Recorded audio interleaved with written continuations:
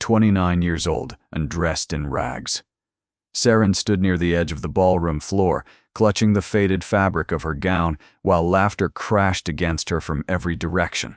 The dress had once belonged to a scullery maid who left Dalloway Park 3 winters ago. Lady Morwenna had pulled it from a storage trunk that morning and laid it across Saren's bed, without a word. No jewelry, no gloves, no hairpins. Just the dress and a silence that carried more cruelty than any insult ever could. Now beneath the golden light of 200 candles surrounded by women draped in silk and diamonds, Saren felt every thread of humiliation pressing against her skin. Delphina tilted her champagne glass lazily toward her stepsister and smiled. "I think the hem is actually torn near the ankle. Can everyone see that? Or is it just me?" Laughter rippled outward from the nearest table. Fenella leaned closer to Lord Ashbury's youngest daughter and whispered something that made both women press gloved hands against their mouths in barely hidden amusement. Lady Morwenna watched from the center of the long banquet table, her expression perfectly still. She wore deep emerald velvet that evening, with a strand of pearls resting against her collarbone. Her posture carried the calm satisfaction of someone watching a plan unfold exactly as designed. "Saren, darling," Morwenna called gently, loud enough for surrounding guests to hear. "Come closer. You are hiding in the shadows again." Saren stepped forward on trembling legs. Every eye at the nearest tables turned toward her. "There she is," Morwenna continued warmly, her voice dripping with rehearsed sympathy. "We tried our very best with what we had. Not every woman is meant to shine at these occasions. But we love her all the same." Delphina covered her grin with a napkin. Several older women exchanged glances filled with second-hand embarrassment. A gentleman near the fireplace looked away uncomfortably. Lord Harwin Dalloway sat silently at the head of the table. His hollow cheeks caught the candlelight unevenly, and his fingers rested weakly around a wine glass he had barely touched. His eyes moved toward Saren for a brief moment, and something fragile passed across his expression. Guilt, perhaps. Pie. Or helplessness. But he said nothing. He had stopped saying anything that mattered long ago. The illness that had stolen his body's strength had also stolen whatever remained of his ability to protect the one person in this room who still needed him. He saw everything. He understood everything. And he did nothing. Saren lowered her gaze to the marble floor. She had learned years ago that tears only made the laughter louder. Then Fenella stood suddenly from her chair, smoothing the champagne silk of her gown with theatrical precision. "Oh, Saren, before I forget, I wanted you to see something." She extended her left hand beneath the chandelier light, revealing a sapphire ring surrounded by tiny diamonds that caught the glow of every flame in the room. "Breslin presented it to me last evening. Is it not magnificent?" Saren stared at the ring without blinking. "It is beautiful, Fenella. Truly." "Do not worry, dear sister," Fenella replied sweetly. "Perhaps.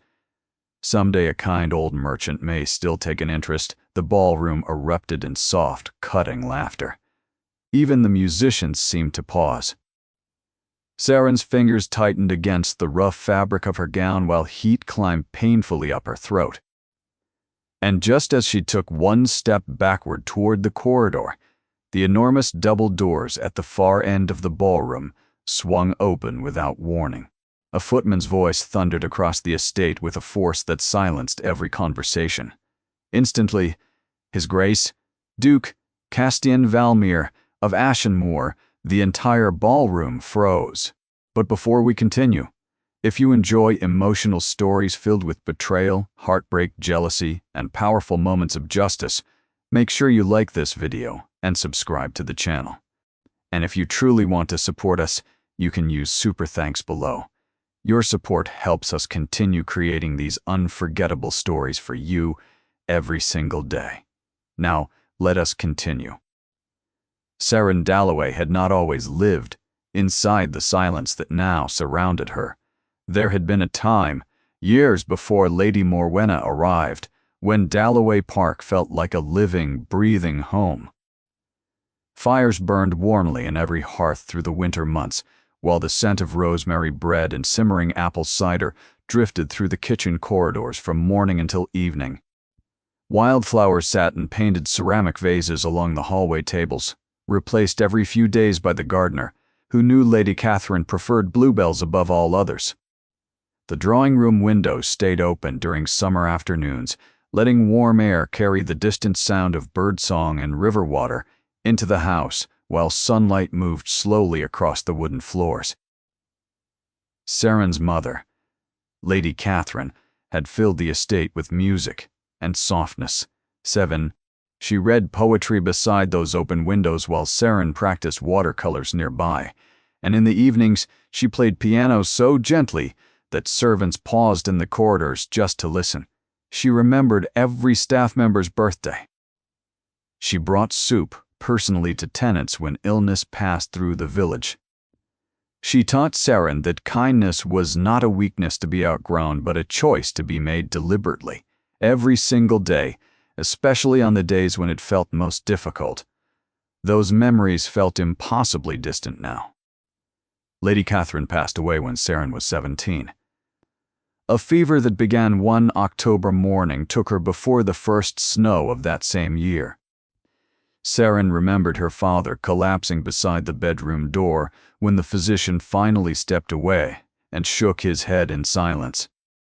She remembered holding her mother's hand long after it turned cold, unable to understand how the world continued moving outside the windows while everything inside had stopped.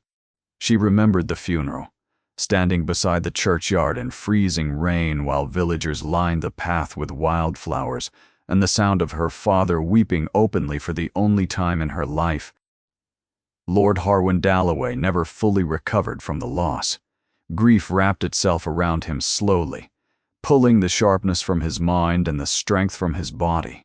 Within 2 years, his health deteriorated so severely that physicians began visiting the estate weekly. He grew thinner, his voice softened into something that barely carried across a room.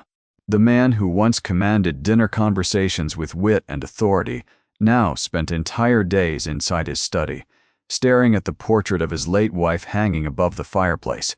Servants brought meals that returned untouched. Letters from business associates piled unopened on his desk. The estate itself seemed to grow quieter around him, as though the house understood that the person who had given it warmth was gone and would not return. It was during this fragile season that Lady Morwenna Blackthorne entered their lives. She arrived first as a guest of Lord Harwin's older brother, attending an autumn gathering at Dalloway Park with her 2 daughters. Morwenna carried herself with the sort of elegance that demanded attention without ever raising her voice. She wore dark colors that sharpened her features, and spoke carefully chosen words that always landed precisely where she intended them.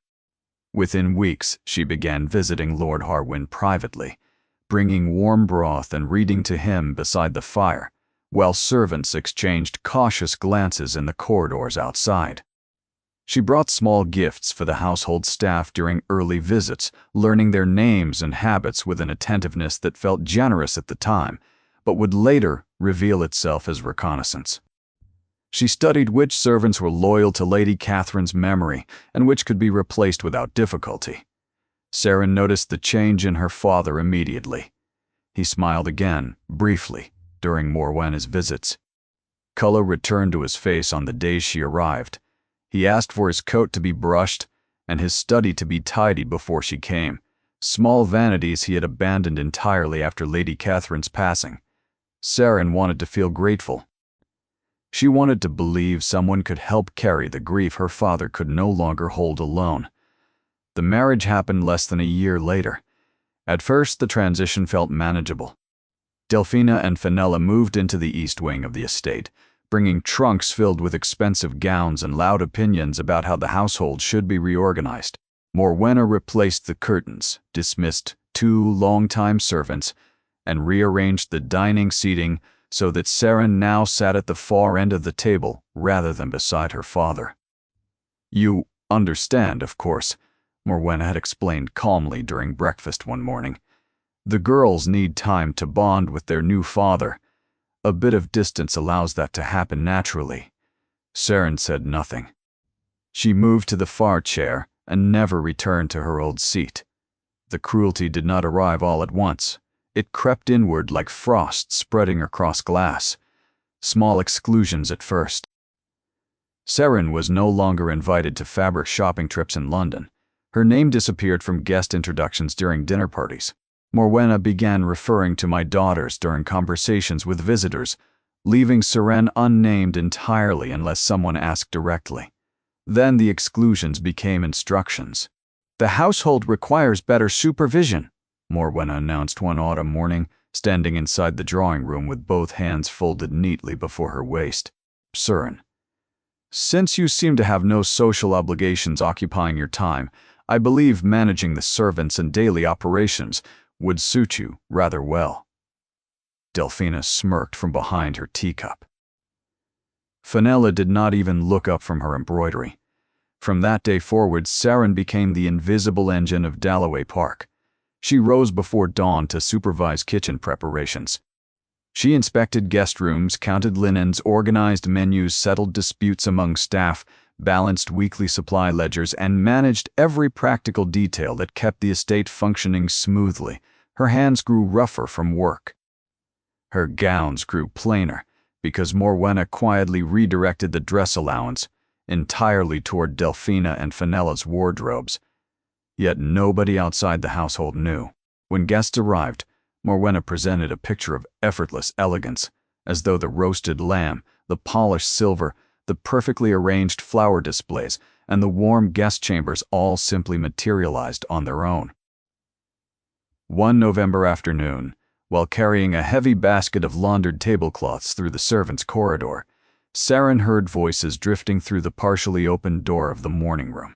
"Miss Saren works harder than anyone in this house," whispered Bessa, the head housekeeper who had served Dalloway Park since before Saren was born.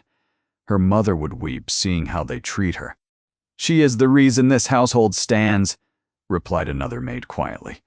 "The stepmother could not host a single dinner without her." Saren stopped walking. She pressed her back against the cold stone wall and closed her eyes, while the weight of the basket pulled against her arms. Even the servant saw what her own father could not. That evening, Saren brought warm broth upstairs to Lord Harwin's bedroom, as she did every night. Her father sat propped against pillows near the window, watching rain streak across the glass. His breathing had grown heavier over recent months, and the physician now visited 3 times each week instead of 1. "You look tired, my darling," he said softly, without turning from the window. "I am well, father. You always say that." A long pause filled the room. "I should have protected you better after your mother passed." The words struck something deep inside Saren's chest that she had spent years learning to guard. She set the broth beside his bed and pressed her lips gently against his forehead. "You are still here. That is enough." But they both knew it was not. Lord Harwin's hand trembled as he reached for her fingers, and Saren held them carefully, feeling how thin and fragile they had become. Somewhere downstairs, Delphina's laughter echoed brightly through the corridors, followed by the sound of Morwenna's voice instructing a servant to prepare the carriage for a theater outing in the city. Nobody had mentioned the trip to Saren. Nobody ever did. She sat beside her father's bed until he fell asleep, then quietly returned to the kitchen to prepare the following morning's bread, alone beneath a single candle flame, while the rest of the house slept in warmth and comfort above her. Lady Morwenna Dalloway governed the household the way a general commands a campaign. Every decision, every invitation, every word spoken inside Dalloway Park passed through her judgment before it reached anyone else. She never raised her voice. She never needed to. Her authority operated through precision rather than volume, through carefully timed silences and expressions that communicated displeasure without requiring explanation. Servants learned quickly which topics to avoid. Visitors understood instinctively that Lady Morwenna's approval determined access to everything within the estate. Even Lord Harwin's physician adjusted his visit schedule around her preferences rather than medical necessity. The household revolved around two priorities above all others: Delphina and Fenella. Delphina, the elder stepsister, possessed the sort of beauty that attracted attention the moment she entered any room. Dark, auburn hair, framed sharp cheekbones, and pale green eyes that never quite warmed, regardless of what expression she wore. At 25, she had already rejected 3 proposals, not because she disliked the men, but because refusing suitors publicly made her feel powerful. She enjoyed watching hopeful gentlemen leave the estate embarrassed, while she returned to her wine without concern. Cruelty entertained her more than kindness ever could. During dinner parties, she made casual observations about other women's appearances that sounded almost like compliments until the listener realized, sometimes hours later, that they had been insulted with surgical precision. She once told the visiting duchess that her gown was wonderfully brave for a woman of her figure, then smiled so warmly that the duchess thanked her before understanding what had actually been said. Fenella operated differently.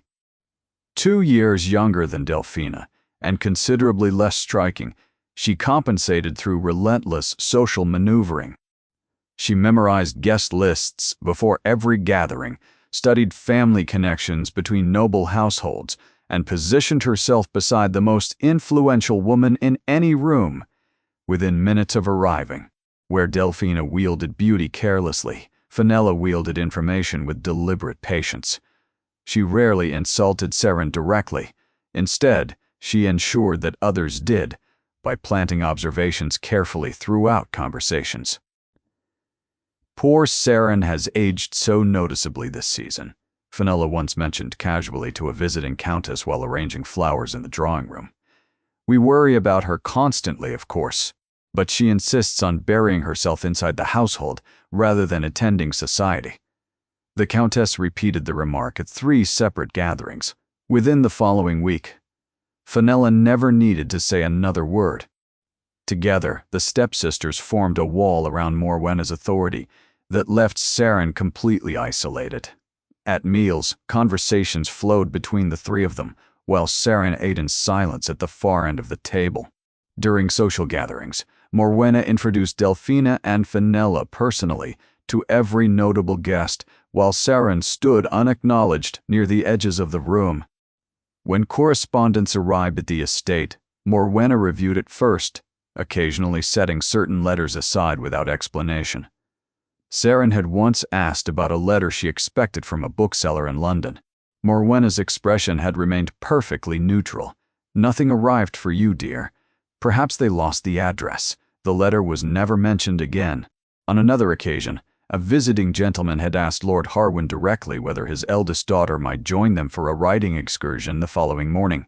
Before Harwin could respond, Morwenna intervened smoothly, explaining that Seren had unfortunately committed to supervising a delivery of household supplies and would be unable to attend. Seren had known nothing about any delivery. She spent the following morning alone in the empty kitchen, listening to hoofbeats fade down the gravel drive. One cold February morning, Seren descended the staircase carrying polished candlesticks she had cleaned before sunrise. Morwenna stood near the entrance hall speaking quietly with Lord Harwin's solicitor, a thin man named Proctor, who handled the family's financial affairs. "The quarterly allowance remains divided as you instructed, Lady Dalloway," Proctor confirmed while adjusting his spectacles. "Miss Delphina and Miss Fenella each receive their usual portion. Miss Seren's share has been redirected toward household operations, as per your request last autumn." Seren's footsteps stopped on the staircase. "Excellent," Morwenna replied calmly.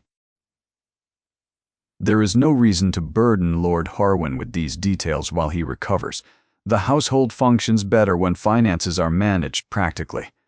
Proctor nodded and departed without further comment. Morwenna turned and noticed Seren standing halfway down the staircase. Their eyes met briefly. Morwenna's expression carried nothing resembling guilt.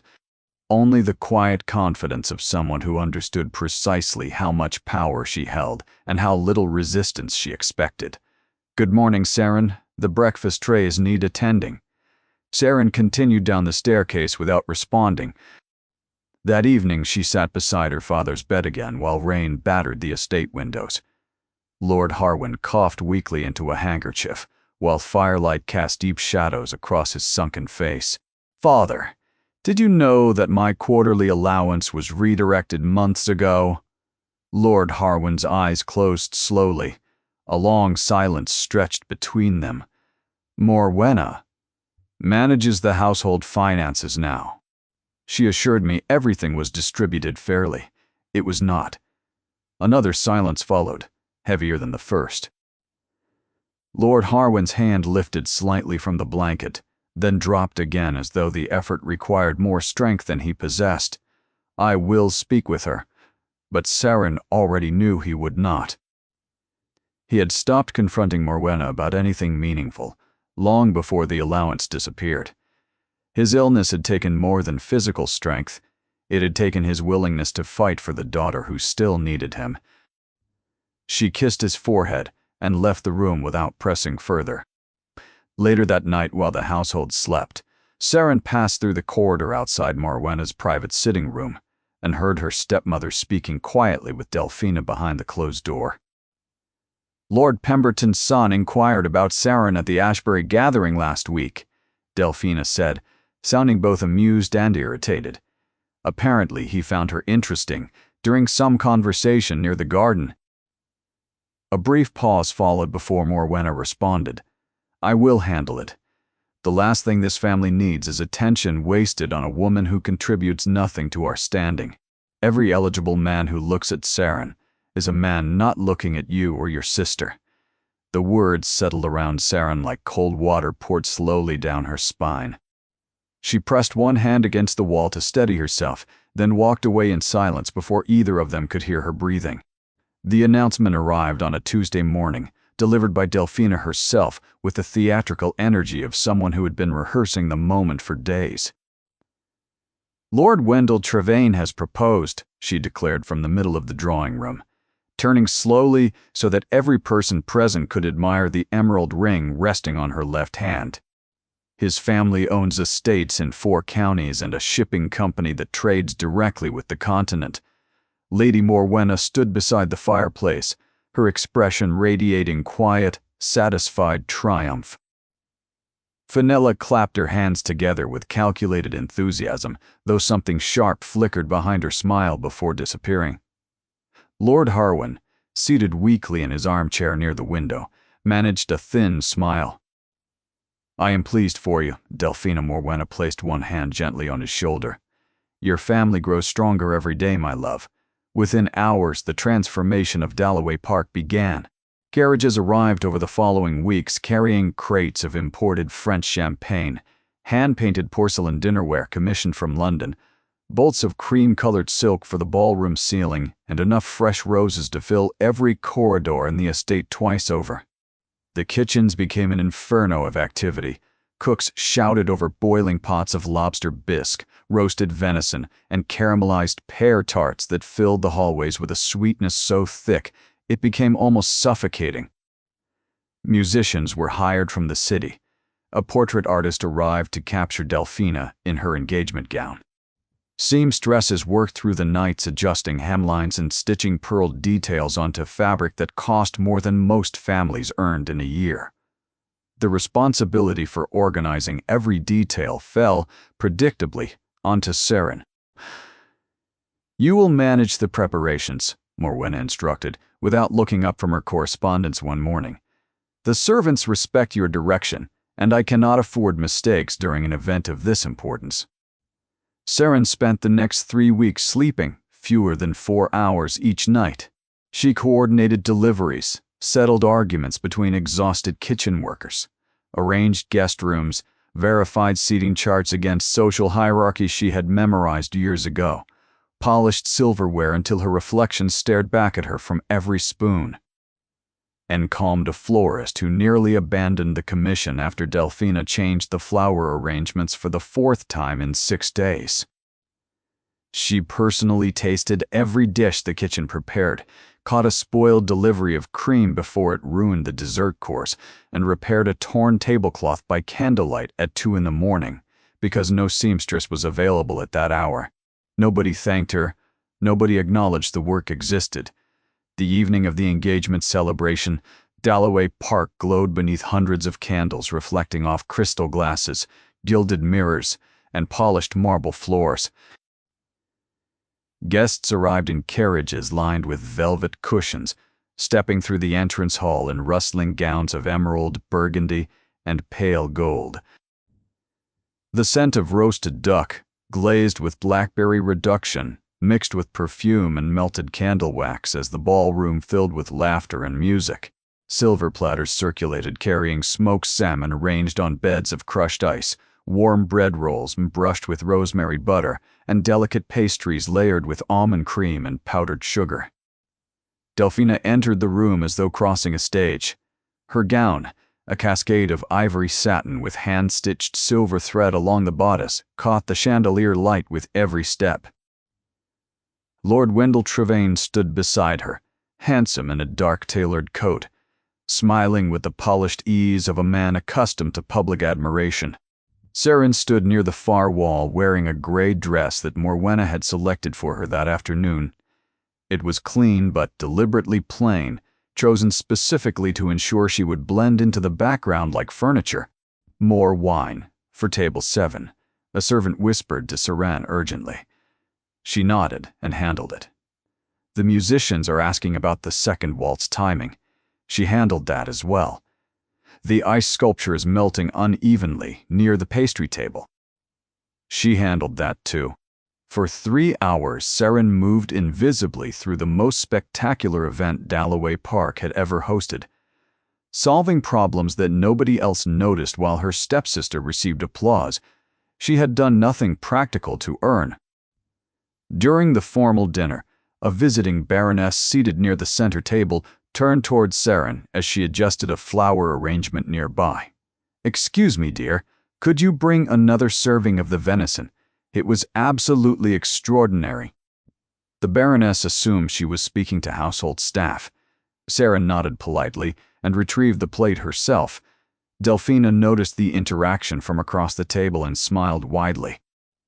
"Saren does keep our household running beautifully," she announced, loud enough for surrounding guests to hear. "Honestly, without her we would be entirely lost." The words sounded like a compliment. The tone made certain everyone understood they were not. Later that evening, during dessert, Lord Wendell raised his glass toward Delphina while the ballroom waited for his toast. "To the most remarkable woman I have ever known," he declared warmly. "A woman whose grace and beauty could light the darkest room in England." Applause filled the ballroom. Delphina pressed her hand against her chest with practiced modesty. Morwenna lifted her glass with quiet pride. Then Fenella leaned toward Saren from across the table and whispered, just loud enough for several nearby guests to overhear. "Do not look so miserable, Saren. Your time will come. Perhaps in the next life." Soft laughter rippled outward. An elderly gentleman near the end of the table looked uncomfortable, but said nothing. Lady Morwenna glanced at Saren briefly, her expression carrying a silent instruction more painful than any spoken word. "Do not react. Do not embarrass me." Saren lowered her eyes to the untouched plate before her and pressed her hands flat against her lap to stop them from trembling. Hours later, after the last guests departed and the musicians packed their instruments into leather cases, Saren sat alone inside the cold kitchen. The fires had burned down to ash. Leftover pastries sat abandoned on silver trays while dishwater cooled inside iron basins. Her fingers ached, her back ached. Exhaustion pressed against every part of her body. Bessa appeared in the doorway, carrying a wool blanket and a cup of warm chamomile tea.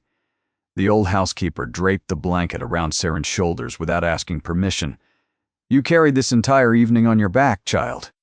Every guest ate well, danced comfortably, and left smiling. "That was your doing, not hers." Saren accepted the tea with both hands. Steam rose against her face. hiding the moisture gathering in her eyes. "It does not matter who did the work, Bessa. It only matters who wore the ring." Bessa sat beside her, in silence. The old housekeeper had served this family since before Seren's mother arrived as a young bride, and she had watched every season of joy and cruelty pass through these halls. She knew better than anyone that words could not repair what had been broken tonight. But presence could hold it steady until morning. Neither of them spoke again for a long time. Upstairs, the sound of Delphina's laughter drifted faintly through the corridors as Morwenna helped her remove the silver pins from her hair, and the household settled into a warmth that reached every room except the kitchen, where Seren sat alone. Seren had not always carried silence inside her chest, like a stone she could not set down. 4 years before Delphina's engagement celebration, during the brief season when Lord Harwin's health still permitted occasional social gatherings, a young scholar named Corwin Mercet arrived at Dalloway Park, accompanying a visiting historian invited by Morwenna to discuss the estate's architectural records. Corwin possessed neither title nor fortune. His coat was slightly worn at the elbows, his shoes had been polished carefully but showed the quiet evidence of years of use. Yet something about the way he spoke stopped Seren completely the first time she heard his voice across the library. He spoke about history the way most men spoke about wealth, with reverence, fascination, and an intensity that made everyone around him lean closer without realizing it. He asked servants their names. He thanked the cook personally after every meal. He listened more than he talked, which in Seren's experience was the rarest quality a man could possess. Their first real conversation happened accidentally. Seren had entered the library searching for a household ledger and found Corwin seated beside the tall windows, reading a collection of letters written by a 17th-century naturalist. He looked up startled, then smiled with such unguarded warmth that Seren forgot why she had entered the room. They spoke for nearly 2 hours that afternoon. By the second week of his visit, they had developed a quiet routine. Mornings spent exchanging books near the garden terrace. Afternoons walking beside the lake while discussing philosophy, poetry, and the questions about life that neither of them could ask anyone else without feeling foolish. Evenings sitting near enough during supper that their conversations continued in lowered voices beneath the larger noise of the dining table. For the first time since her mother's passing, Seren felt warmth returning to parts of herself she had believed were permanently frozen. Bessa noticed before anyone else. "You are humming again," the old housekeeper observed one morning while Seren arranged breakfast trays. "I have not heard you hum since Lady Catherine was alive." Seren blushed so deeply that Bessa laughed aloud, something she had not done in months. But Morwenna noticed as well. And what Morwenna noticed, Morwenna controlled. It began subtly. A comment during afternoon tea about Corwin's lack of social standing, delivered with the gentle tone of someone offering motherly concern. "He seems a kind man, certainly, but kindness alone does not sustain a household or protect a family's reputation. You must be realistic, Seren." Seren ignored the warning. The following week she found a pressed wildflower tucked inside a book Corwin had returned to the library shelf, alongside a small note that read simply, "For the woman who makes silence feel like music." She held the note against her chest for a long time before hiding it inside her vanity drawer beneath her mother's old handkerchief. Then the letter stopped. Corwin departed Dalloway Park after his visit concluded, promising to write weekly from his university residence. Seren waited by the morning post every day for 3 weeks. Nothing arrived. 4 weeks. 5. 6. The silence became unbearable. She wrote to him twice, then 3 times, then once more with trembling hands before stopping entirely. No response ever came. Months later, during a dinner party, Fenella mentioned casually across the table that she had heard Corwin Mercet had married a merchant's daughter in Edinburgh. Apparently it happened rather quickly, Fenella added, watching Seren's face with studied interest. "These scholars are unpredictable creatures. One season they adore you, the next they vanish entirely. Saren excused herself before dessert arrived.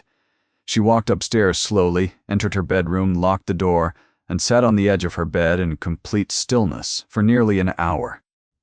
The truth remained buried inside Morwenna's writing desk for years afterward, hidden beneath stacked correspondence and household receipts. 3 letters addressed to Saren from Corwin, each one more desperate than the last, had been intercepted, opened, and never delivered.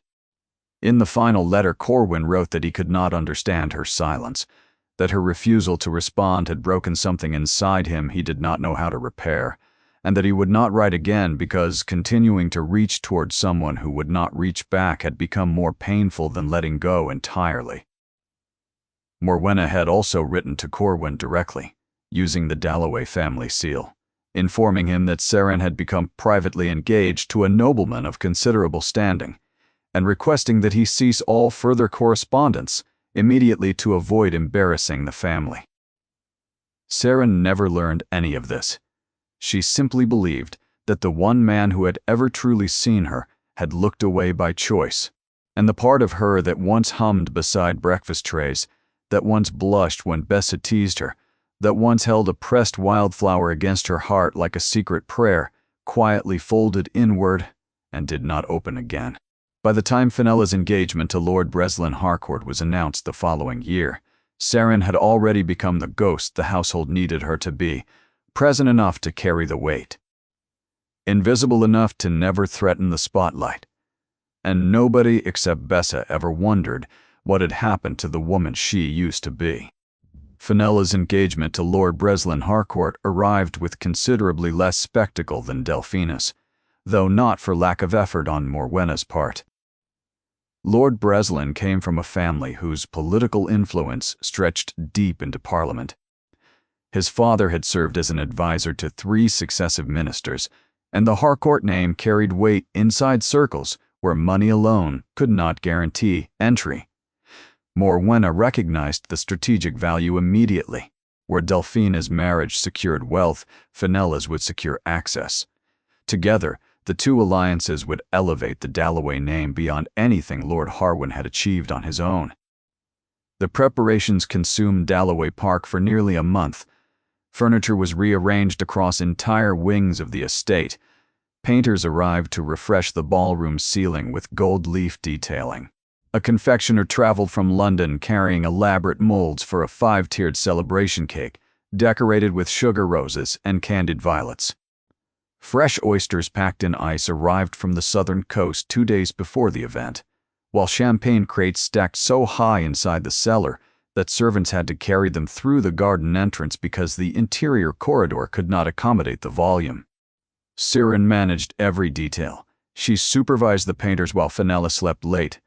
She resolved a near disaster when the confectioner discovered his sugar supply had been damaged during transport and needed replacement within hours. She personally ironed 60 cloth napkins after a young maid scorched the first batch and burst into tears fearing dismissal.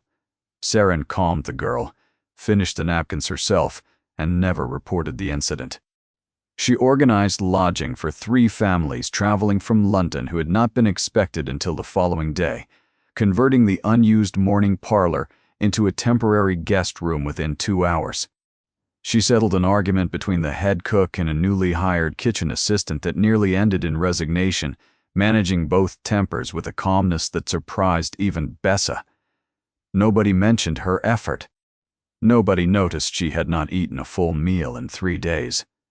The evening of the celebration, Fenella descended the main staircase, wearing a gown of champagne silk that shimmered beneath the chandelier light, like liquid gold.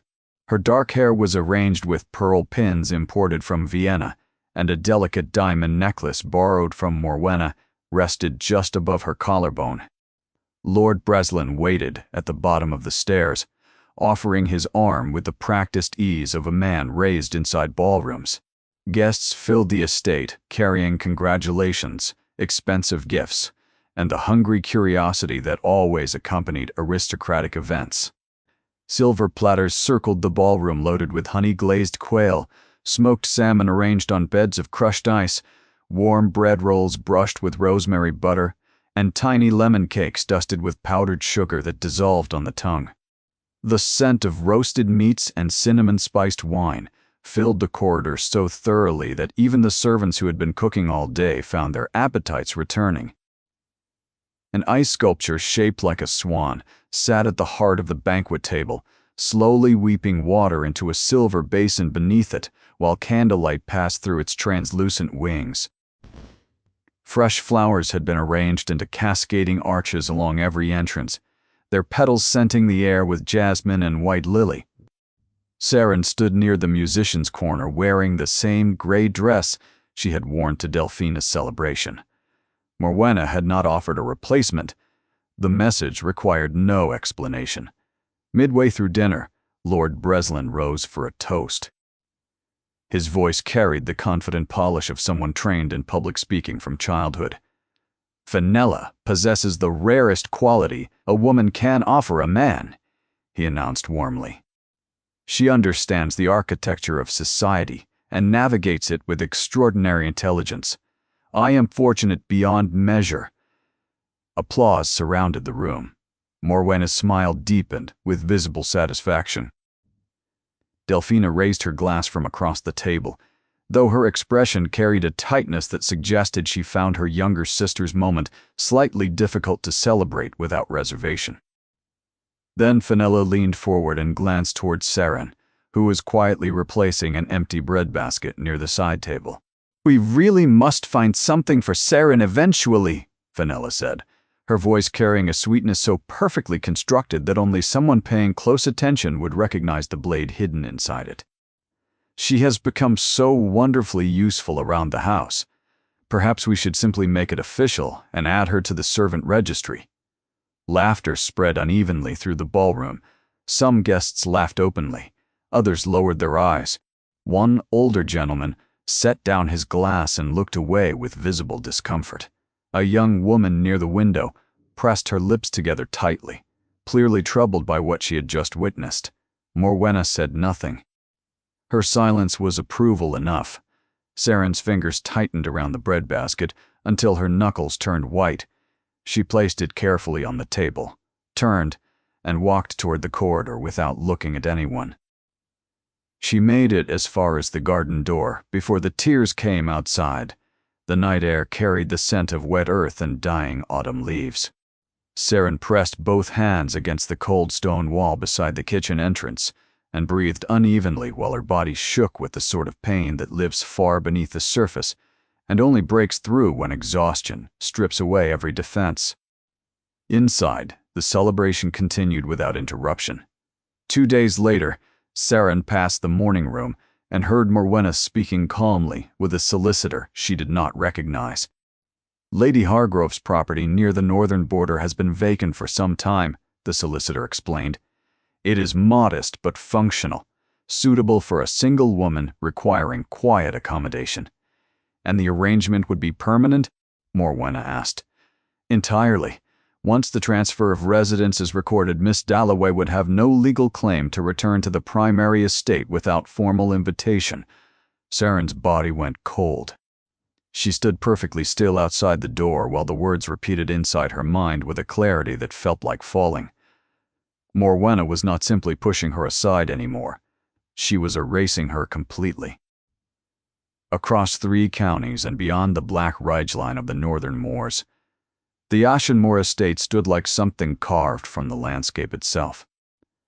Dark stone walls rose above forests of ancient oak and pine, while a long gravel drive wound through iron gates bearing the Valmere family crest.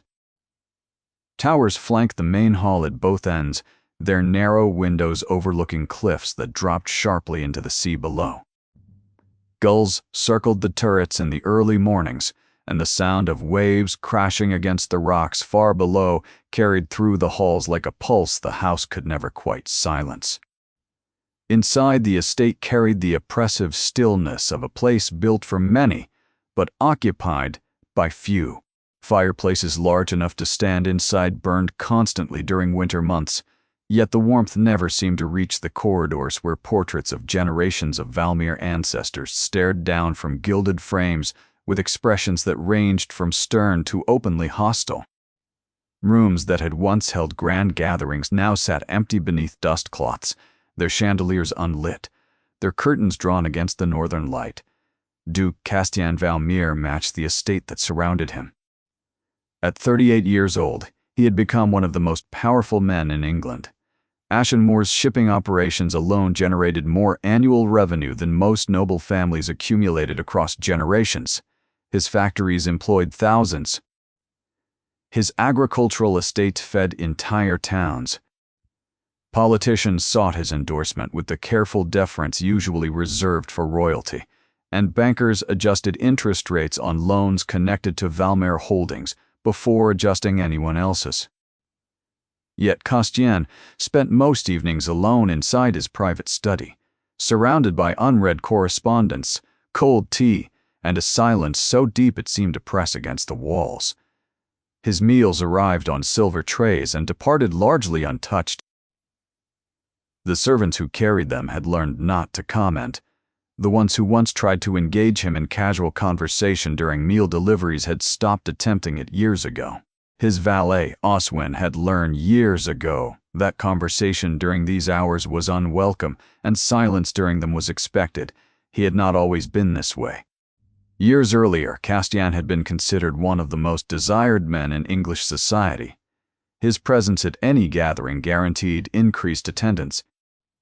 Women studied his schedule through servants and social informants, ensuring they appeared at events he was expected to attend. Mothers positioned daughters beside him at dinner tables with the strategic precision of military commanders deploying cavalry. Then Lady Ravenna Ashworth appeared. Ravenna possessed the sort of beauty that disrupted rooms the moment she entered them. Hair so dark it absorbed candlelight, eyes that shifted between gray and blue, depending on her mood. A voice that softened whenever she wanted something and sharpened the instant she obtained it. London society celebrated her as the perfect match for the Duke before either of them had spoken publicly about marriage. Castian believed her completely. He gifted her jewelry that had belonged to his grandmother. He introduced her to his mother with the quiet pride that signaled permanent intention. He spoke about their future during private walks through the Ashenmoor gardens, describing the rooms he would renovate for her, the library he would expand because she claimed to love reading, the music room he would commission because she once mentioned enjoying piano. He built an entire future around a woman who was already dismantling it behind his back. The discovery happened on an unremarkable Wednesday evening. Castian returned to Ravenna's London townhouse earlier than expected after a business meeting concluded ahead of schedule. A servant answered the door with an expression that communicated everything before a single word was spoken. Upstairs, Castian found letters hidden inside Ravenna's dressing table, dozens of them, written in a hand he did not recognize, filled with romantic language that made his stomach turn, and signed by Lord Alistair Dane, a man Castian had considered a personal friend for over a decade. The secret relationship had been continuing for nearly 2 years, the entire duration of his relationship with Ravenna. Castian confronted her that same night. Ravenna did not deny anything. She did not cry. She did not apologize. She sat calmly beside the fireplace in a silk dressing gown and looked at him with an expression that carried nothing resembling regret. "You offered stability, Castian. A Lister offered something you were never capable of providing." "And what was that?" he asked, his voice dangerously quiet. "Excitement." The word landed like a blade between his ribs. Within days, the humiliation spread through London society with the speed and cruelty that only gossip among the privileged can achieve. Men discussed it at private clubs with poorly disguised amusement. Women whispered behind fans at the opera. Newspapers printed thinly veiled references that anyone paying attention could decode immediately. The powerful Duke, fooled entirely by a beautiful woman who found him boring. Castian withdrew from society almost completely afterward. Invitations piled unopened across his desk. He attended only events where absence would create political complications, and even then, he arrived late, spoke minimally, and departed before dessert.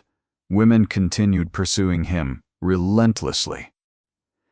Young noblewomen laughed too loudly in his presence, complimented his estates with transparent desperation, and manufactured coincidental encounters at every opportunity. Ambitious mothers cornered him during intermissions at concerts, describing their daughters' qualities with the enthusiasm of merchants selling livestock.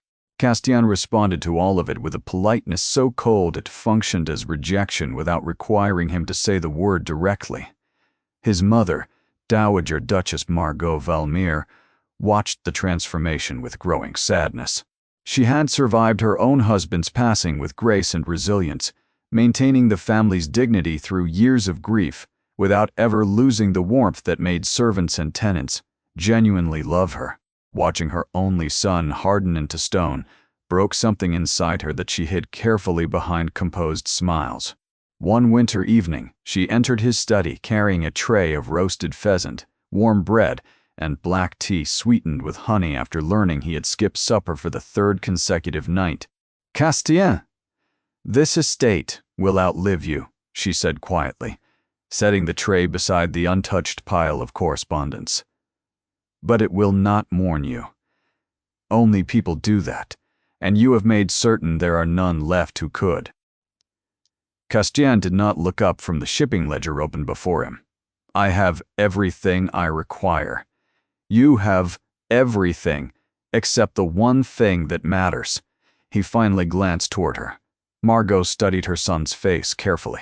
The sharp lines had deepened over the years.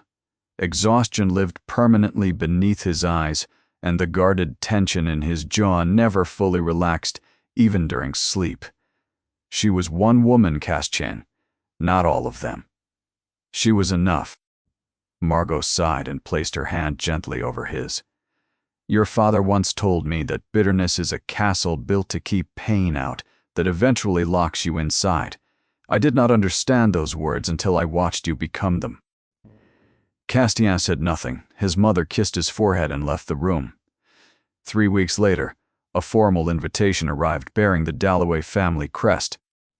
Lord Harwin's household was hosting a celebration in honor of his stepdaughter, Fenella's engagement to Lord Breslin Harcourt. Under ordinary circumstances, Castian would have added the invitation to the growing mountain of unopened correspondence and forgotten it by morning. But Lord Harwin's estate bordered shipping routes connected to several Ashenmore operations, and Lord Breslin's father held influence over parliamentary trade committees that directly affected Valmire interests. Ignoring the invitation entirely could create unnecessary friction during a sensitive negotiation period. Castian stared at the invitation for a long time before placing it aside. "Shall I prepare the carriage for the Dalloway celebration, Your Grace?" Oswin asked carefully from the doorway. Castian leaned back against his chair and closed his eyes. One evening, nothing beyond that.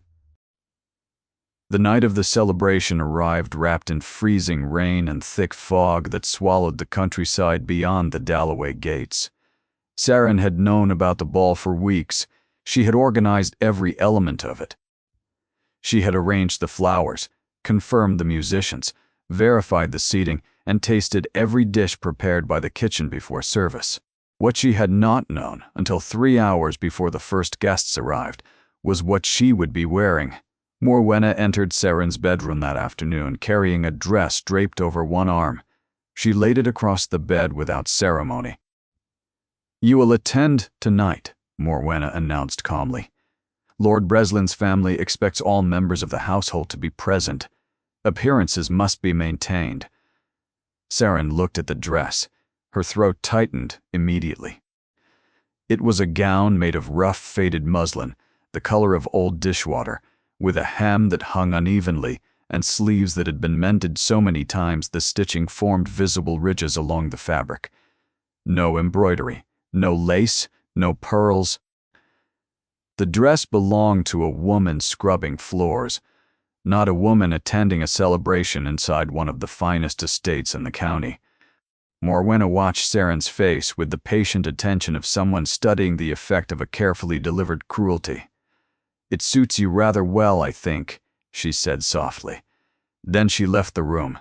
Saren stood alone beside the bed for several minutes, staring at the dress while something inside her chest folded slowly inward. She considered refusing. She considered locking the door and remaining inside her bedroom until morning. Then she thought of Bessa's words from months earlier. "You carried this entire evening on your back." She put on the dress. She did not look in the mirror. The ballroom was already glowing when Saren descended the servants' staircase to avoid the main entrance. Hundreds of candles reflected off crystal glasses, gilded mirrors, and the polished marble floor that she had supervised the cleaning of 2 days prior. Guests moved through the room in waves of emerald ivory and deep crimson silk, while the scent of roasted lamb, buttered asparagus, caramelized pears, and warm spiced wine saturated the air. Delphina stood near the middle of the room beside Lord Wendell, her expression carrying the relaxed superiority of someone who had already secured her place in the world. Fenella laughed beside Lord Breslin near the musicians, her champagne silk gown catching the light with every deliberate movement. Morwenna presided over the gathering from her position near the head table, wearing deep emerald velvet, with a strand of pearls resting against her throat. Saren entered from the far corridor and moved quickly toward the edge of the room. The reaction was immediate. A woman near the flower arrangements turned, noticed Saren's dress, and whispered something to the gentleman beside her. Another guest glanced in her direction and looked away with visible discomfort. A younger woman studied Saren with the sort of pitying fascination usually reserved for unfortunate strangers encountered on public roads. Delphina noticed within minutes, her lips pressed together in barely suppressed amusement. Fenella caught her sister's eye across the room and raised one eyebrow slightly, a gesture so small that only someone watching for it would have noticed. Saren found a position near the service corridor and stood quietly, watching the celebration she had built from nothing unfold around her like a world she was permitted to construct but never permitted to inhabit. Then the doors opened. Duke Castian Valmir entered the ballroom the way weather enters a landscape.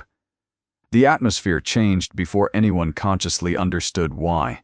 Conversations softened, postures adjusted. Women straightened gloves and touched hair instinctively, while their mothers leaned close with urgent whispered instructions. Castian wore a dark coat tailored with the understated precision that only extraordinary wealth could achieve. His expression carried nothing resembling warmth. He greeted Lord Breslin's father with a brief handshake, acknowledged Morwenna with a polite nod that lasted exactly as long as courtesy required, and accepted a glass of wine from a servant without looking at it. Within moments, women began circling. A young baroness complimented his shipping operations with embarrassing specificity. Another laughed at a remark he had not intended as humorous. Delphina adjusted her position to remain within his sightline, while Fenella suddenly discovered urgent business near the refreshment table closest to where he stood. Castian responded to all of them with the same measured distance he had perfected over years of practice, courteous enough to avoid offense, cold enough to discourage pursuit. Then a sound cut through the music. Near the service corridor, a young kitchen boy carrying a heavy tray of wine glasses had tripped against the uneven stone threshold between the ballroom and the servants' passage. The tray crashed to the floor with a sound that stopped conversations across the entire room. Glass shattered across the marble. Dark red wine spread rapidly over the polished surface. The boy, no older than 12, froze on his hands and knees, his face white with terror as nearby guests stepped backward in annoyance. "For heaven's sake," one woman muttered. "Clumsy child." A servant rushed forward, but Saren reached the boy first. She knelt beside him immediately, ignoring the wine soaking into the hem of her already ruined dress, and placed both hands gently on his trembling shoulders. "Look at me," she whispered. "You are not in trouble. Look at me." The boy's breathing was rapid and shallow. Tears gathered at the edges of his eyes. Saren carefully turned his palms upward, and found a thin cut across one finger, where broken glass had sliced the skin. "It is small," she said softly, wrapping the cut with a clean cloth she pulled from her sleeve. "It will heal before you reach the kitchen. Can you walk with me?" The boy nodded shakily. Saren helped him stand, keeping one hand firmly on his back, and guided him through the service door, away from the staring crowd. She spoke to him calmly the entire way, her voice steady and warm, as though 200 people were not watching her kneel on a wine-soaked floor in a dress made of rags. Castien watched the entire scene from across the room without moving. Something shifted behind his expression, not dramatically, not visibly to anyone who was not paying extraordinarily close attention, but something behind his carefully maintained composure cracked, just slightly, like the first fracture in ice before a river begins to thaw. He set down his wine glass and did not pick it up again. For the remainder of the evening, Castien observed Saren with an attention he had not given another human being in years. He watched her move along the edges of the ballroom while her stepsisters commanded its center. He noticed servants relaxing visibly whenever she passed near them, as though her presence alone offered protection. He noticed how she adjusted a nervous footman's collar discreetly before he served the head table, saving the young man from certain embarrassment. He noticed how her stepmother looked through her as though she occupied no more space than the curtains hanging behind her. He noticed that she had not eaten anything all evening, despite having organized every dish on every table. He noticed the roughness of her hands when they briefly caught the candlelight, hands that had clearly spent years working in ways that no daughter of a noble household should ever need to. And he noticed the dress, not with pity, with recognition. The dress was not poverty. It was punishment. Someone had chosen that garment deliberately, the way a general chooses the ground on which to humiliate a defeated opponent. Late in the evening, after dessert had been served, and conversations had settled into the comfortable hum of well-fed guests enjoying expensive wine, Castien stood from his chair. The movement was unhurried but deliberate enough to attract attention from nearby tables. He walked across the ballroom floor past Delphina, who straightened immediately, past Fenella, whose smile tightened with anticipation, past 3 young noblewomen who turned toward him with rehearsed expressions of surprised delight. He stopped directly before Saren. She looked up at him with visible shock. Her lips parted slightly, but no words came. The faded muslin of her dress seemed to grow even more conspicuous beneath the chandelier light now that every eye in the room had followed the Duke's path directly to her. "Miss Dalloway," Castien said calmly, "would you do me the honor of a dance?" The ballroom went silent. Saren's hands trembled at her sides. Heat rushed into her face so quickly that her vision blurred momentarily. She became aware of every thread of the wretched dress pressing against her skin, of every guest staring openly, of Morwenna's expression freezing into something between disbelief and controlled fury. "I'm not properly dressed for a dance, Your Grace," she whispered. "You are the only person in this room dressed honestly," he replied. "Everyone else is wearing a costume." Saren's breath caught. For a moment, the ballroom, the candles, the staring faces, all of it fell away. She placed her trembling hand in his. The orchestra began a waltz. Castien guided her across the floor with a steadiness that absorbed her nervousness completely. She stumbled once during the opening turn, and his hand tightened gently against her waist without a word, holding her balanced until she found the rhythm. "You seem uncomfortable," he said quietly. "I have not danced in many years."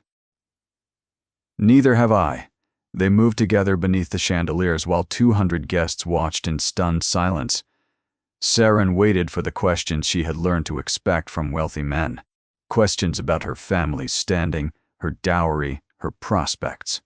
Instead, Castien asked what she had been reading recently. She told him about a collection of letters by a naturalist she had discovered years ago in the library. His expression shifted almost imperceptibly. Not quite a smile, but the closest thing to one that Saren suspected he had allowed himself in a very long time, around them. Whispers spread like fire through dry grass. Why her? He has refused every woman in London. Did you see the dress? She looks like a chambermaid. Morwenna must be absolutely mortified. When the waltz ended, Castian released her hand slowly. Their eyes held for a moment longer than formality permitted. "Thank you, Miss Dalloway," he said. "That was the first honest conversation I have had in years." Then he walked away. And the ballroom did not stop talking for the rest of the night. Within a week of the celebration, Duke Castian Valmir's carriage began appearing at the Dalloway gates with a regularity that made servants exchange knowing glances every time hoofbeats echoed across the front drive. At first, Morwenna treated the visits with cautious enthusiasm. The presence of the wealthiest duke in England inside her drawing room reflected well on the household, regardless of whom he came to see. She instructed the kitchen to prepare his preferred tea before his arrival. She ensured fresh flowers filled every room he might enter. She dressed Delphina and Fenella in their finest gowns and positioned them strategically near the library and garden terrace where Castian and Saren typically spoke, but Castian never looked at either of them. Not once. His attention remained fixed entirely on Saren. They walked together along the lake path during afternoons, speaking about subjects that would have bored most aristocrats into unconsciousness.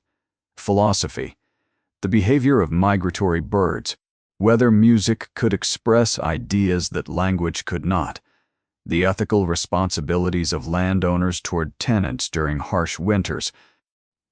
Once, Saren described how she had organized emergency grain deliveries to 3 tenant families during a flooding season 2 years earlier without Morwenna's knowledge, using money she had saved by quietly reducing her own food portions over several months. Castian stopped walking when she told him that he stood very still for a moment beside the lake, looking at her with an expression she could not read, before continuing forward without comment. But something behind his silence felt different after that conversation. Saren spoke freely during those walks in a way she had not spoken to anyone since Corwin's disappearance. Castian listened with an intensity that made her feel simultaneously exposed and safe, as though someone had finally opened a window inside a room she had been locked inside for years. "You ask unusual questions for a duke," she told him one afternoon while they sat beside the lake watching geese cross the water in formation. "You give unusual answers for a woman. Society has apparently decided to forget," he replied. She looked at him for a long moment, then turned back toward the water. "Perhaps society and I made a mutual decision. I doubt that very much." Word of the courtship spread through aristocratic circles with breathtaking speed. Newspapers in London printed speculative paragraphs about the mysterious connection between the reclusive duke and the unmarried stepdaughter of Lord Harwin's second wife. Drawing rooms across 3 counties hummed with gossip that ranged from romantic fascination to vicious skepticism. Inside Dalloway Park, the dynamics shifted dangerously. Morwenna's initial enthusiasm curdled into something far more calculated. She began inserting herself into conversations whenever Castian visited, steering discussions toward Delphina's accomplishments or Fenella's political connections with a persistence that bordered on desperate. She ordered new gowns for Saren from London, suddenly concerned about presentation, though the selections she made were deliberately unflattering, high necklines that washed out Saren's complexion. Heavy fabrics, in colors that aged her appearance, styles designed to make her look respectable without ever allowing her to look beautiful. Saren noticed, but said nothing. Delphina's resentment surfaced more openly. One evening, while guests gathered in the drawing room before supper, she positioned herself beside Castian and launched into an extended discussion about continental art she had clearly rehearsed beforehand. Castian listened politely for several minutes, then turned to Saren and asked whether she had finished the book they had discussed during their walk the previous afternoon. Delphina's expression hardened visibly. She excused herself and did not return to the drawing room that evening, Fenella operated with greater subtlety. During a weekend gathering attended by several families connected to Parliament, she arranged for Lady Ravenna Ashworth to receive an invitation. Ravenna arrived, wearing black velvet and rubies that caught the firelight like dark embers against her throat. She moved through the drawing room with the confident ease of someone accustomed to commanding attention, simply by existing, and within minutes she had positioned herself beside Castian near the library entrance. "You look well, Castian," Ravenna said softly, allowing her fingers to brush his sleeve as she adjusted her gloves. "I have thought about you often." Castian's expression did not change. "I have not thought about you at all." The words landed with enough force to silence 3 nearby conversations simultaneously. Ravenna's smile remained perfectly in place, but something behind her eyes fractured. She turned and walked away without another word. Saren had watched the exchange from across the room. She did not know the full history between them, but the tension had been unmistakable, and so had the coldness with which Castian dismissed a woman whose beauty alone would have captivated most men in England. Later that evening, as the household quieted, Castian returned unexpectedly to retrieve a document case he had left in the study. Walking through the corridor toward the main hall, he heard voices from behind the drawing room door. Morwenna's voice came first, calm and deliberate. "The situation is becoming unmanageable. He visits constantly, and people have begun to talk." Delphina's voice followed, sharp with frustration. "She manipulated him somehow. No man of his position suddenly notices a woman like Saren without being deceived." Fenella added quietly, "Once the novelty fades, he will move on. Men like Valmir do not marry women who carry laundry baskets." Then Morwenna spoke again, and this time her voice carried something colder than irritation. "If he does not lose interest on his own, we will ensure he does. I did not spend years building this family's position to watch it, undermined by a woman who should have been removed from this household long ago." Castian pushed the door open. All 3 women froze instantly. The color drained from Fenella's face first. Delphina's wine glass stopped halfway to her lips. Morwenna's composure held for one additional second before something behind her eyes shifted with the recognition that she had been heard by the one person in England whose judgment she could not afford to lose. Castian's voice remained perfectly controlled, but the weight behind every word pressed against the room like a change in atmospheric pressure. "I have spent years inside ballrooms listening to women discuss beauty, wealth, and influence, as though those qualities constituted character," he said. "Saren possesses something none of you seem capable of recognizing. She treats every person inside this household with dignity, regardless of their position. She works without recognition, endures cruelty without retaliation, and carries more grace inside a single conversation than this entire room has demonstrated tonight." Nobody responded. Morwenna's lips parted slightly, but no words came. "If I learn that any interference has been directed toward her from any member of this household," Castian continued, his eyes moving slowly across all 3 faces, "the consequences will extend considerably beyond social embarrassment." Then he turned and left the silence. He left behind lasted a very long time. Hours later, Castian found Saren standing alone in the darkened garden near the stone bench beneath the oak tree, where they often sat during afternoon visits. She was crying quietly, her shoulders shaking with the restrained, almost silent weeping that belongs to someone who has learned that loud grief invites punishment. She tried to compose herself the moment she heard his footsteps on the gravel.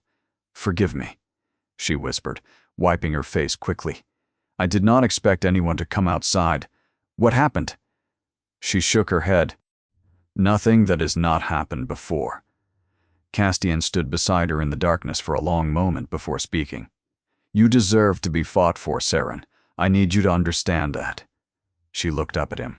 Moonlight caught the dampness still clinging to her cheeks. Nobody has ever said that to me before. Something settled inside Castian's chest with a permanence that surprised even him. But note. He reached into his coat and felt the small velvet box he had been carrying for 11 days, waiting for a moment that felt true enough to match what was inside it. Tonight was not the night. But soon. He walked her back inside without another word. But as he passed through the servants' corridor toward the front entrance, a quiet voice stopped him. "Your Grace." Bessa stood in the kitchen doorway, her weathered hands clasped tightly before her apron. She glanced down the corridor to confirm they were alone, then spoke with the careful urgency of someone who had been carrying a secret far too long. "There is something you must know about Miss Saren. Something that was done to her years ago that she still does not understand." Castian turned fully toward the old housekeeper. "Tell me."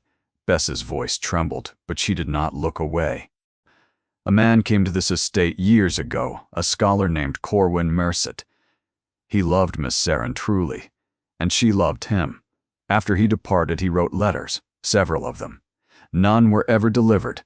Castian's expression did not change, but his stillness deepened in a way that made the corridor feel colder. "Lady Morwenna intercepted everyone," Bessa continued. "She hid them inside her writing desk. I discovered them by accident while cleaning 2 winters ago. But I did not know what to do. I feared what would happen to Miss Saren if I spoke. Morwenna also wrote to the young man directly, telling him Saren was engaged to another. He stopped writing after that. Saren believes he abandoned her. She has carried that grief ever since." For several seconds, Castian said nothing. His jaw tightened. His right hand, still resting inside his coat against the velvet box, pressed harder against the fabric. "Where are the letters now?" he asked quietly. "Still inside the writing desk. Bottom drawer, beneath the household receipts." Castian looked at Bessa for a long moment. The old woman's eyes glistened in the dim light, but she held his gaze steadily. "Thank you," he said, "for telling me." Then he walked out into the rain without looking back, and the decision that had been forming inside him for weeks became absolute. The Hargrove Winter Gala was considered the most prestigious social event of the season, held annually inside the towering ballroom of Hargrove House, a sprawling estate owned by the Earl of Whitmore, whose guest lists were rumored to require parliamentary approval. The gala attracted the highest concentration of English nobility, assembled in one room outside of royal occasions. Crystal chandeliers, the size of carriages, hung above polished marble floors that reflected candlelight so completely the room appeared to glow from beneath. Orchestras played on elevated platforms, surrounded by arrangements of white roses and trailing ivy.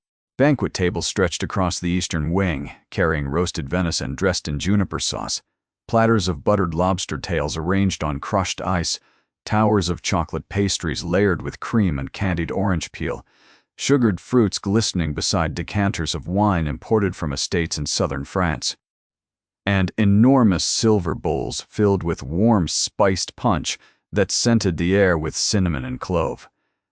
Saren had never attended an event of this magnitude. Morwenna had opposed her presence entirely, but Castian had arranged the invitation personally through the Earl, leaving no room for refusal without creating a public embarrassment the Dalloway family could not afford.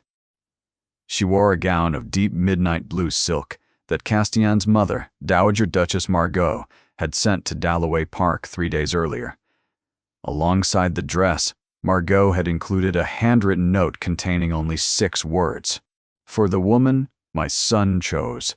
Morwenna had been furious, but she could not refuse a gift from the Dowager Duchess of Ashenmore without consequences that would ripple through society for months. So Saren wore the dress. And after years of avoiding her own reflection, she looked in the mirror before leaving her room.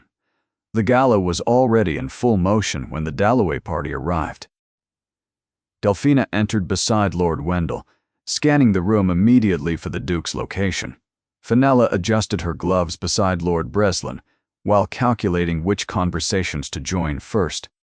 Morwenna moved through the entrance hall with controlled elegance, smiling at acquaintances while projecting the image of a perfectly unified family. Saren walked behind all of them, alone. Inside the ballroom, the atmosphere carried the electric anticipation that accompanies gatherings where everyone present understands that something important is about to happen, even if nobody can identify exactly what. Lady Ravenna Ashworth stood near the grand fireplace, wearing ivory silk, trimmed with gold, her expression carrying the quiet confidence of a woman who had spent days preparing for this evening. She had heard the rumors about Castian's interest in the Dalloway stepdaughter. She did not believe they would survive the pressure of the most scrutinized room in England. Then, Duke Castian Valmir entered the ballroom. The reaction rippled outward from the entrance, like wind crossing a lake. Conversation softened. Women adjusted posture instinctively. Mothers positioned daughters with the urgency of chess players sensing the endgame approaching. Castian wore a dark coat with silver buttons that caught the chandelier light as he moved. His expression revealed nothing as he acknowledged the Earl with a brief nod and accepted congratulations from a senior parliamentarian regarding a recent trade agreement. A Viscount's daughter complimented his estates with rehearsed admiration. Another asked about his shipping operations with transparent interest in his wealth rather than his business. Lady Ravenna moved closer through the crowd with measured confidence, positioning herself within his sightline. Castian acknowledged none of them beyond the minimum courtesy required. Then he began walking. The movement was deliberate, unhurried, the sort of walk that draws every eye in a room because the person walking clearly knows exactly where they are going and does not care who watches. He walked past Lady Ravenna, whose smile held for one additional second before collapsing entirely. He walked past Delphina, who stiffened beside Lord Wendell as comprehension arrived. He walked past Fenella, whose carefully constructed composure cracked visibly for the first time in Saren's memory. He walked past every celebrated beauty, every ambitious mother, every noble daughter dressed in silk and diamonds and expectation, and he stopped directly before Saren. The ballroom fell silent so completely that the sound of candle flames flickering inside their glass holders became audible. Saren stared at him. Her hands trembled against the fabric of the midnight blue gown. She became aware of hundreds of eyes fixed upon her, of Morwenna's expression freezing into something between horror and helpless recognition, of Bessa's words echoing distantly inside her memory. "You carried this entire evening on your back." Castian reached into his coat and withdrew a small velvet box. He opened it slowly. Inside rested a diamond ring surrounded by sapphires, so pale they appeared almost silver beneath the candlelight. "Miss Saren Dalloway," he said. His voice carried across the silent ballroom with a clarity that left no corner of the room untouched. "I have spent years surrounded by people who valued appearance above substance, status above character, and ambition above kindness. Not a single person moved. You dressed in rags among silk, and still carried more dignity than anyone present. You served a household that refused to acknowledge you, and never once allowed their cruelty to diminish who you are. You treated the lowest servant in the room with the same respect. Most people reserve only for the powerful." Saren felt tears burning behind her eyes with a pressure that she could no longer contain. "I have searched a very long time for something I was beginning to believe did not exist," Castian continued, his voice softening, just enough that Saren understood. The next words were meant for her alone, even though an entire ballroom was listening. "Genuine kindness without condition. Strength without bitterness. Love without performance." He stepped closer. "I found all of it in you." A single tear escaped down Saren's cheek. "Will you do me the honor of becoming my wife?"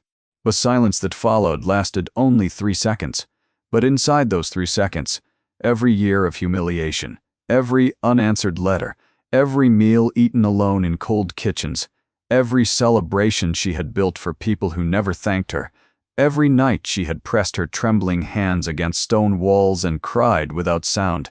All of it rose inside her chest and broke through at once. She covered her mouth with both hands. A sob escaped that she could not stop. Tears fell openly, while her entire body trembled beneath the chandelier light. Then she nodded. The word barely left her lips before applause erupted across the ballroom.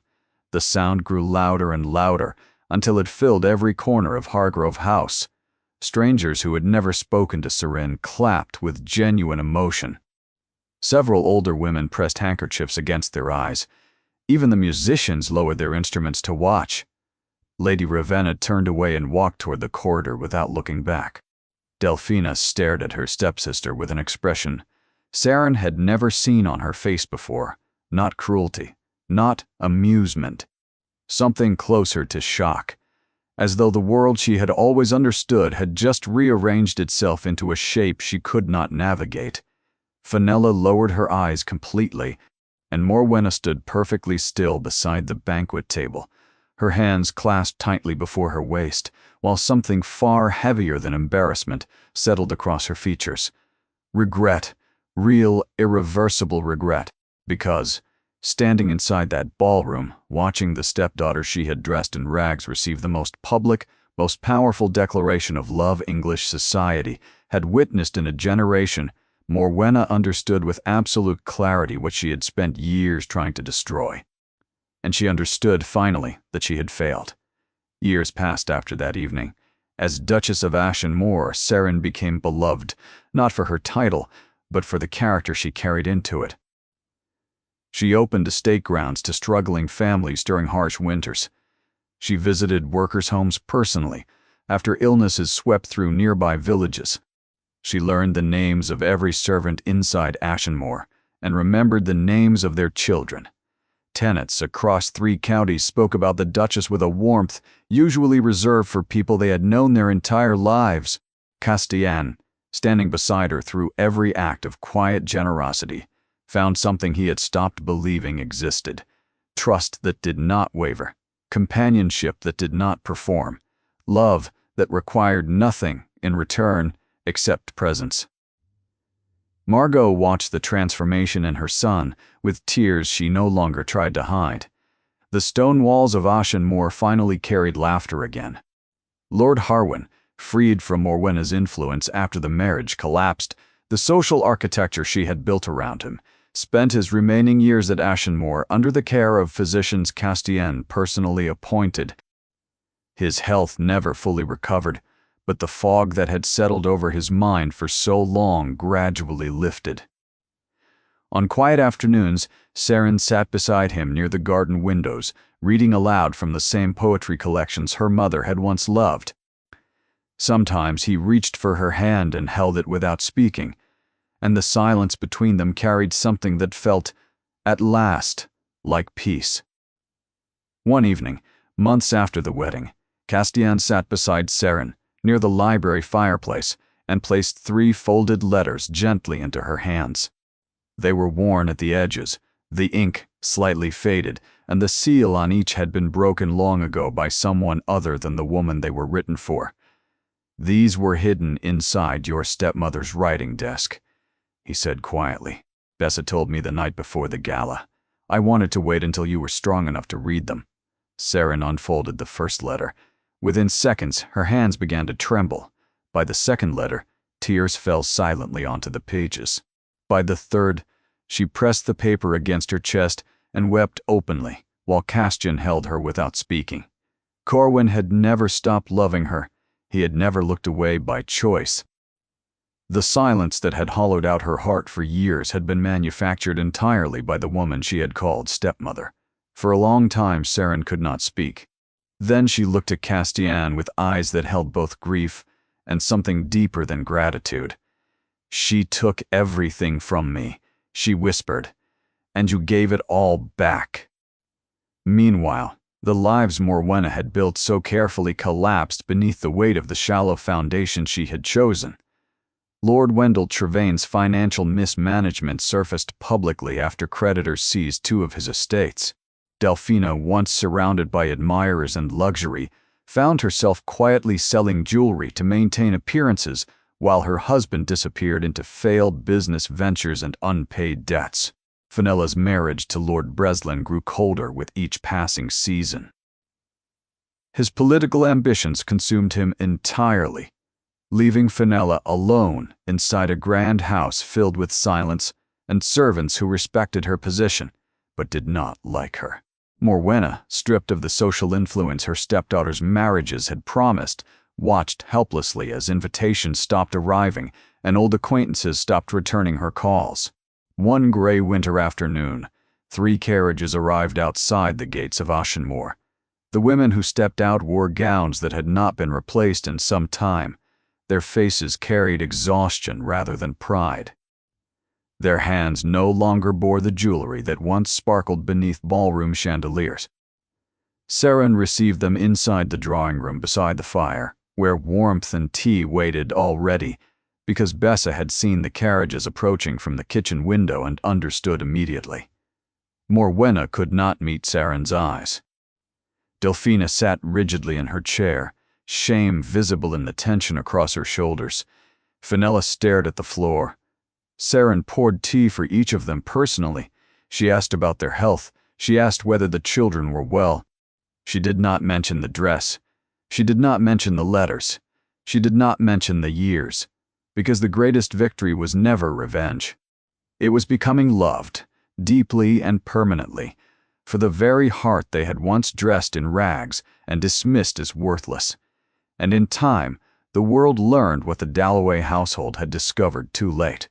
That true worth was never found in silk, sapphires, or social standing. It lived quietly inside the people who carried kindness, even when the world gave them every reason to stop.